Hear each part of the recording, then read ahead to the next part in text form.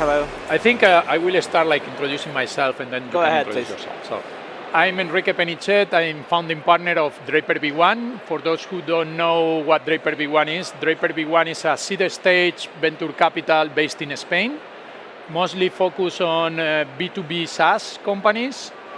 We have been around since 2010, so we have more than 100 startups in the portfolio, mainly Spanish entrepreneurs with global vision and ambition.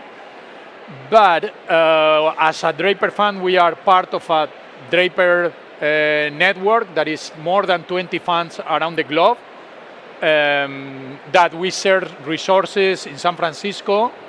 And from there, that team that it works in San Francisco helps our portfolio companies to be introduced to Fortune 500 companies and help them to go to other countries.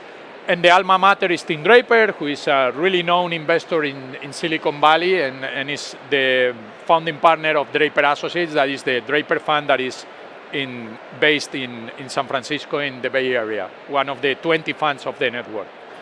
And so go ahead, introduce yourself. So. Hi, nice to meet you, everyone. I'm Carlos. I'm the CEO and founder of Splite. We are a company that works, a B2B SaaS company that works in applying artificial intelligence to the energy world, especially generation and transmission at utility scale. We are based I am from Argentina, but we are based in Chile. Most of our clients right now are in LATAM. We meet Draper V1 through one of the Draper Associates that operates in LATAM. So they are one of our investors, and we are happy to tell how we are working together. So the idea today they told us is try to share like the advantages of being in this huge investment network around the globe and how that also impacts in the portfolio companies. So my first question probably would be, how did you meet us and what did you think when actually, like, when you met us, what did you expect? When we meet them, we already have another Draper associate company doing our due diligence, ready to invest. And they say, hey, do you want to meet someone from Spain, Europe? And for us, that we have a company that is a B2B company, we really want to get out of, to internationalize, to get clients everywhere. So getting investors from many places around the world is something that we were looking for, so it was a very good opportunity. And I usually don't go with much ideas before a meeting, so I wasn't sure what to expect. But I was pleasantly surprised that they were very warm, very willing to understand where we are, even with our grand startup. You are not very good at explaining what you do. You have a hard time explaining some things, but it was a very good meeting and a great relationship so far.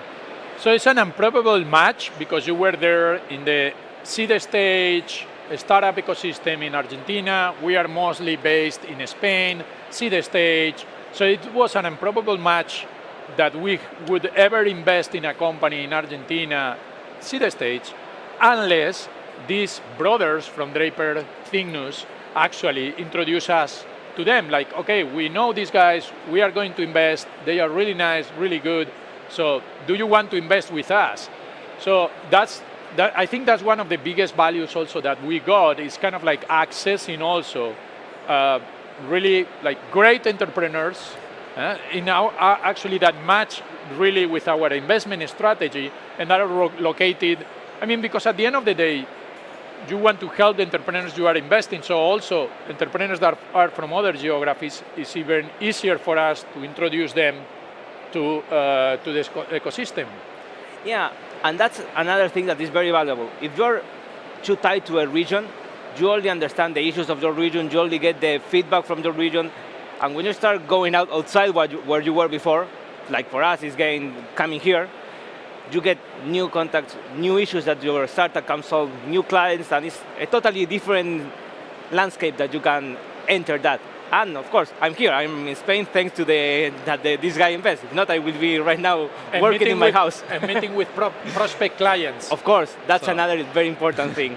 Yeah, but let's talk also about I just said in the introduction that we have global resources in San Francisco. There is also there like the Team Draper, can you talk about like also the Draper ecosystem that you have seen? Yeah. Because your partners right now, Fernando and Thomas, are there. So Yeah, we are three founders. One of the founders right now is living in San Francisco.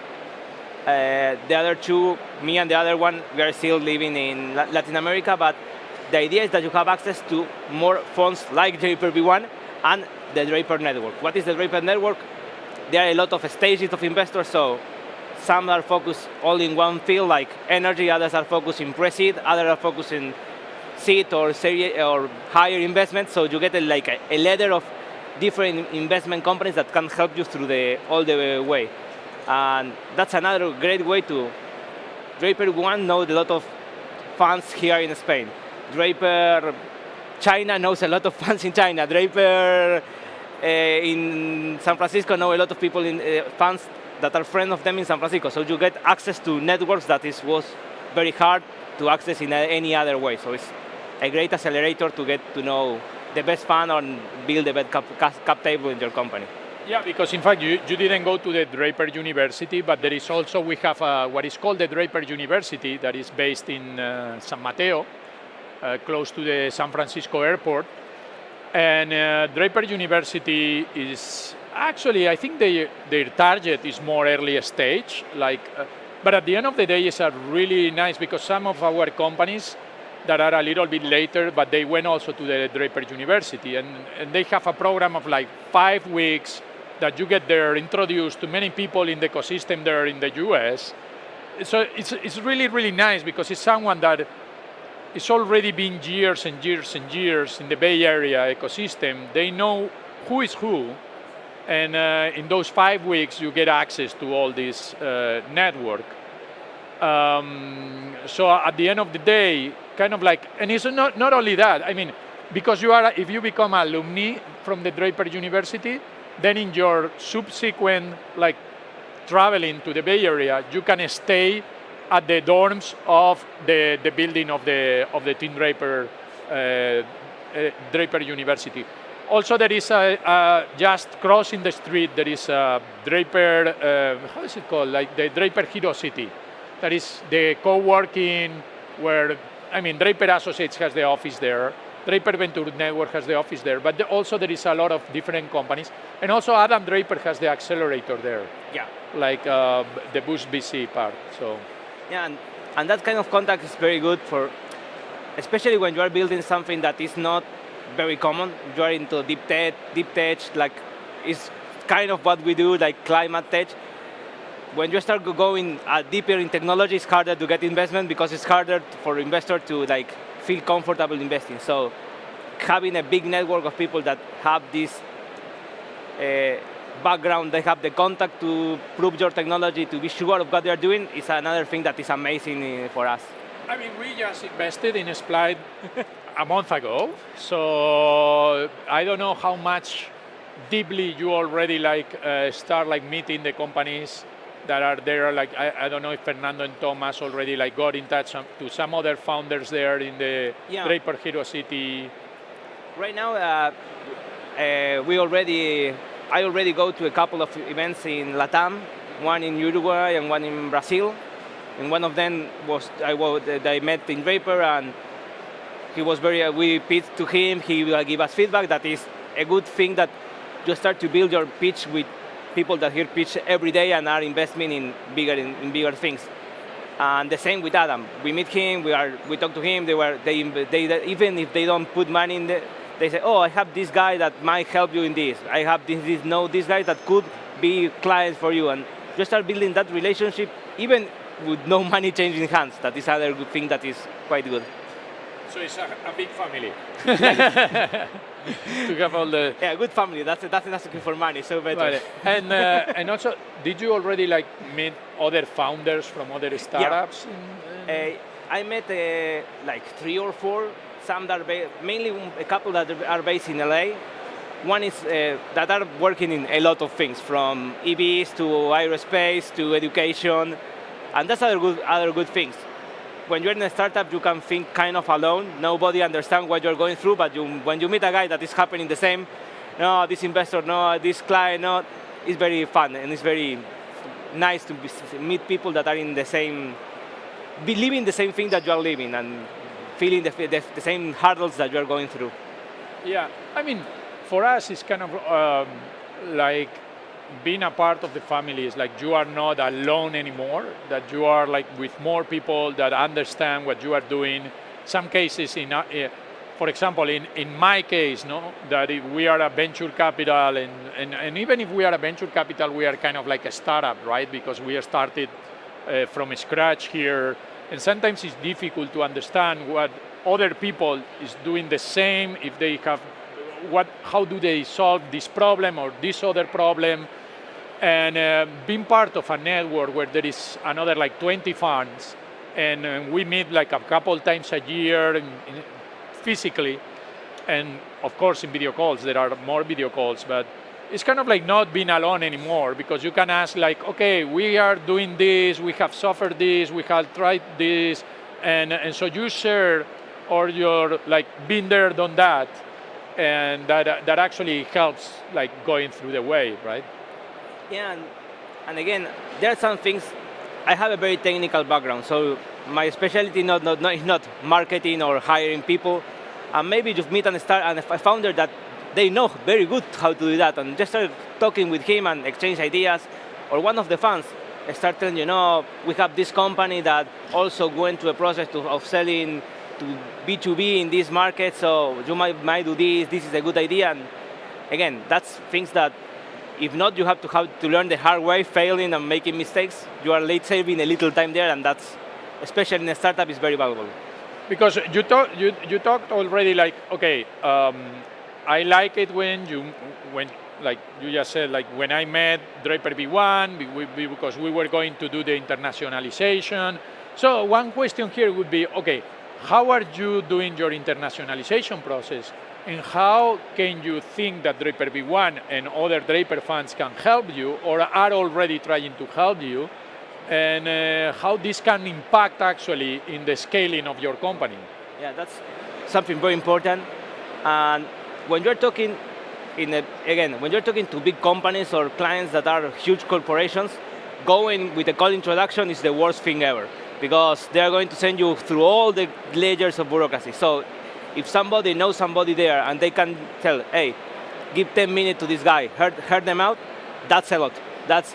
It might seem very little for the guys that are hearing you or for the investors, but for the startup, to get that people to hear what you are doing can lead to a lot of big things, and that is what's happening with us here in Spain, and in San Francisco. So I guess that you are telling like one of the biggest values of the network is when you try to go internationalize and then have those warm introductions instead of having those cold calls. And that you can actually open in different geographies at the same time, right? Like start going. And again, you don't have to go alone. You have someone there that says, at least this bar is good to drink beer. This is not. So that's another important information.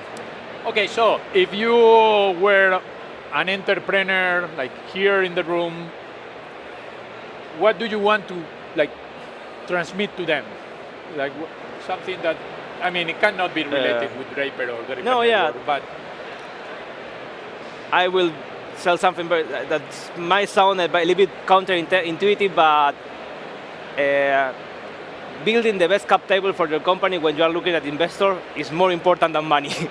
Because even money is very important to run a company, but having the right people in your side when you are building the company, that's something invaluable.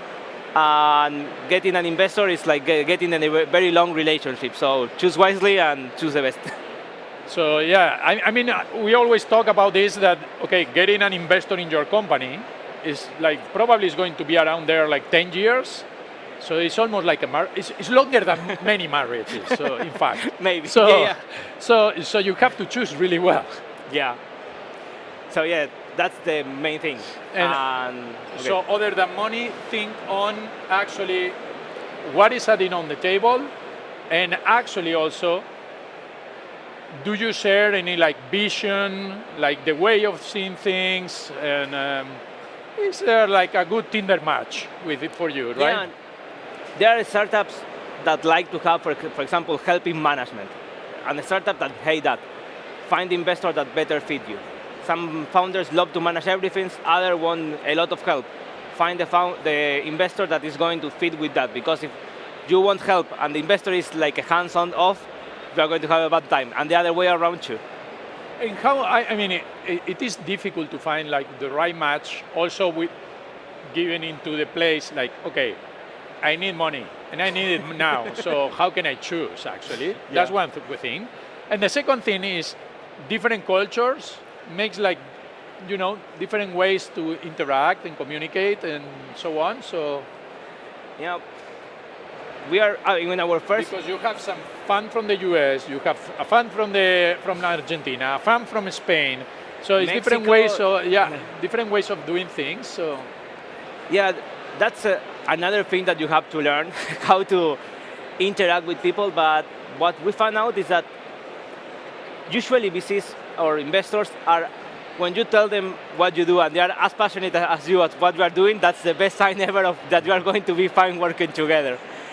Then you can slowly match some things, some ways they like things, or formalities. Right now we're trying to make, this is outside the conversation, our investor report and everything, and we don't know how to make it for Spain, in Spanish, in English, the format, and that's something that you have to discover with your investors. But the important thing is that they really believe in what you are doing, and they are going to have the skin in the game. They really want you to see grow, and getting a lot of different cultures and different ways of seeing things is better, because it's a better way of understanding clients that are going to have also that same way of seeing the market, and that's another plus for me at least. So, what if you are a founder? What do you actually like require? What can you ask from your shareholders, and what you should not ask to your shareholders? I am very new in this, so no, but you can ask for advice, of course. You can ask for introductions. You can ask for access to a lot of different things. Like some investors are very transparent about, hey, I have this LP. I am not going to give you the name, but this LP is in the same thing that you are doing. So they are very excited of meetings. So you are lucky, and one of the LPs is going to be working with you. All that things are what the investors are for. If you have doubts about go-to-market, about marketing, about hiring like very important positions in your company, that's something that you can add advice to the advisors and even help in choosing. So they are there for you. I see them like part of my company. That's the way I feel about them. Is they are another member in the company. They are not working all the time like we do, but they are working sometime there. So yeah. So you cannot ask to be sitting there the full time working for you. They are not going to go to sell with you. They are not going to start coding your solutions, but almost everything else you can do it. Okay. Like something that you want, like from us, like ask to us, expect from us. No, maybe I will ask you a question to change a little about this. And how do you get most of your startups into your channel? Like, and how interested are you, for example, in a startup that is from the United States or from, Russia? Yeah. I think that's a good point, because we are talking here about an introduction that it was from the network. Yeah. So I would say that most of the startups that we ended up investing, and I don't know, I mean, it doesn't mean that it's related. It's probably because they come from these channels that they already have some quality that match with us. But the thing is that most of the ones that we invested came from an introduction from one of our co-investors, like some business angel that already invested with us in one company, or in this case, someone from the network, from the Draper network, or some other co-investors, or some of our entrepreneurs. Like an entrepreneur that we already invested is introducing another entrepreneur.